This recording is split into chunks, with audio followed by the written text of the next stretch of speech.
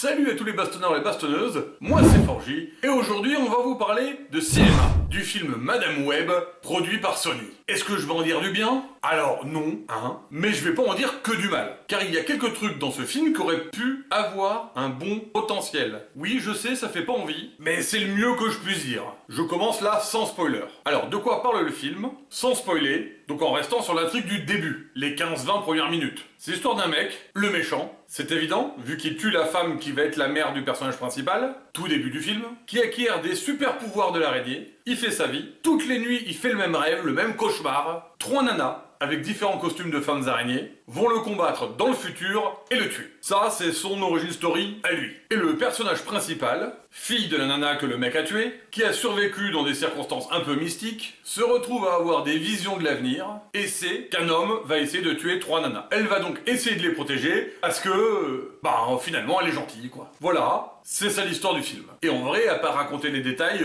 j'ai rien spoilé. Un méchant qui veut pas que son cauchemar se produise, une héroïne qui veut sauver 3 ados dont elle a eu une vision. Ce qu'il faut bien voir, c'est que quand on regarde juste en termes narratifs, le concept des différents personnages se tient à peu près. Le méchant a plus ou moins une bonne raison d'agir comme ça, l'héroïne est plus ou moins destinée à cette confrontation. C'est juste que tout dans ce film est nanardesque. Même la force dans Star Wars ne fait pas autant de choses. En jeu de rôle, il existe une matière magique spéciale, ça s'appelle le scénarium. Quand tu construis quelque chose en scénarium, ça se passe toujours exactement comme tu l'as prévu. La force, c'est un des plus grands scénariums du monde. Eh bien, Madame Web, c'est un film entièrement construit en scénarium. C'est-à-dire que tout se passe comme il faut pour arranger les scénaristes. Alors, est-ce qu'il faut aller voir ce film? Si comme moi vous avez la carte UGC limitée, c'est divertissant. Si c'est pas le cas, c'est que vous savez pas quoi faire de votre argent. Non, parce que là, dépenser 10 balles pour aller voir ce film, faut le chercher. Son problème à ce film, c'est qu'il arrive pas au bon moment. Parce que ça serait un petit film de super-héros normal, sans envergure, comme il y en a eu tant d'autres, avant la grande période des films Marvel au cinéma. Mais là, vu qu'on vient de se taper 12 ans de super-héros, avec quelques grands moments de qualité, et qu'on est dans la phase un peu saoulée, trop de films, pas beaux ou pas intéressants. Quantumania, Shazam 2, Black Adam, The Flash, Aquaman 2 aussi, sympa mais bof. The Marvels, trop lié aux séries télé. Là, clairement, quand on nous sort un film de super-héros, faut que ça soit un truc un peu différent, innovant mais aussi un peu intelligent. Et non, il n'y a pas juste un ras-le-bol de films super-héros. Par exemple, Deadpool 3 cet été, je suis hyper hype. On verra si je serai déçu ou pas, mais je suis motivé. Et je suis sûr que ça sera au minimum cool. Non, le problème c'est que Madame Web, c'est pas ouf. Ça apporte rien, c'est pas des persos très intéressants, le film a pas un bon rythme, et c'est pas nanar fun, c'est nanar mal construit. Bref, c'est pas une priorité. Allez, je passe en partie spoiler, comme ça j'ai pas à me retenir. C'est bon?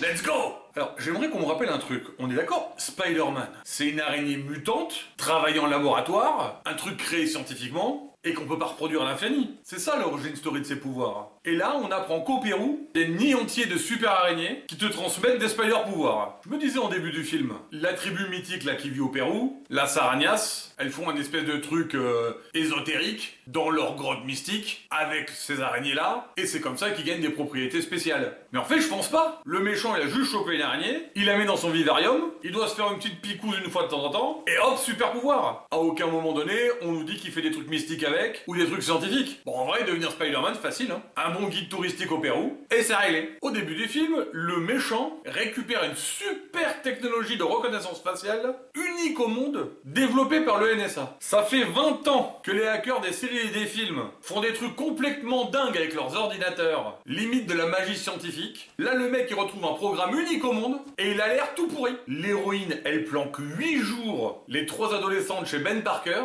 et le logiciel, il trouve que dalle. Eh ben, ça valait le coup, Non mais c'est n'importe quoi. Ce passage, c'est totalement du scénarium. L'héroïne. Je vous planque 8 jours chez mon pote, vous allez voir, ça va bien se passer. Je vais viteuf faire mon voyage au Pérou, avec le journal de ma maman comme guide, histoire d'avoir le temps de trouver toutes les réponses à mes pouvoirs. Ellipse de temps pour le méchant de 8 jours, il va voir sa hackeuse. Bon, où qu'à sont les ados? La hackeuse, limite, elle répond: ah bah oui, que je suis bête!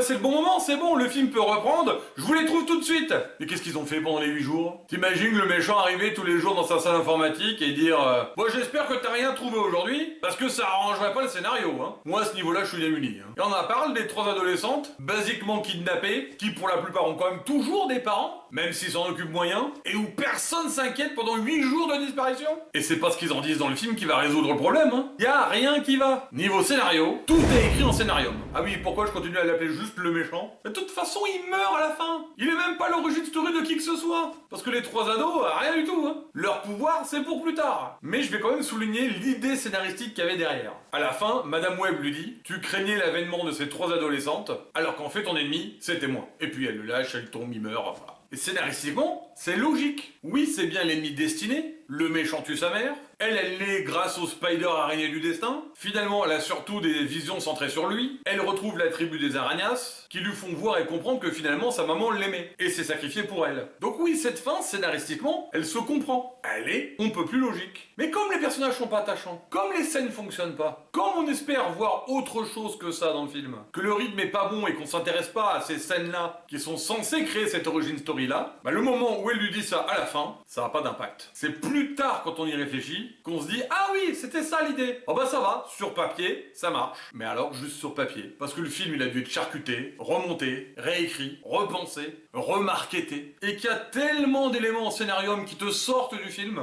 et même en le voyant comme un nanar, hein, même quand on sait que la promotion du film a essayé de t'induire en erreur en te montrant les super-héroïnes qui ne sont pas dans le film, à part dans Deux Visions. Le film n'est pas drôle, les personnages sont pas bien construits, il est pas spécialement beau, l'action est sans plus, c'est pas ouf. Bref, tu t'attaches à rien. Et donc le train du scénario passe, et tu montes pas dedans. Du coup, Madame Webb, un film qui est sorti, qu'on peut voir en salle, et c'est déjà pas mal. Non, il ne fait pas partie du MCU, c'est le Sonyverse avec Morbius, Venom et Kraven cet été. Vous le voyez, vous le voyez pas, et ben tant pis, c'était Forgy. N'hésitez surtout pas à me dire ce que vous en avez pensé dans les commentaires, ou sur le Discord de Forgy Catch, lien dans la description. Partagez, discutez, je fais cette critique pour qu'on en débatte. N'hésitez pas à pas être d'accord du tout avec moi, au contraire, ça sera sympa tant qu'on peut en parler. On se retrouve très vite pour du catch, ou d'autres vidéos comme ça si ça vous plaît. À tous les bastonneurs et les bastonneuses, à très vite.